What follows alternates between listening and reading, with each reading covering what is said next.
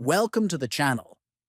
Today we are going to explore how to choose your default navigation app in the DuckDuckGo browser on mobile. This simple setting allows you to pick the navigation app you prefer.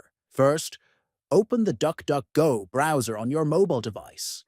Next, look at the top right and tap on the three dots menu. Then, tap on Settings to access the DuckDuckGo browser configuration page. Inside the Settings menu, scroll until you find the option called Private Search. Tap on Private Search to open more search-related controls. Next, tap on More Search Settings to see advanced search options. Then, scroll down until you find the option labeled Default Navigation App.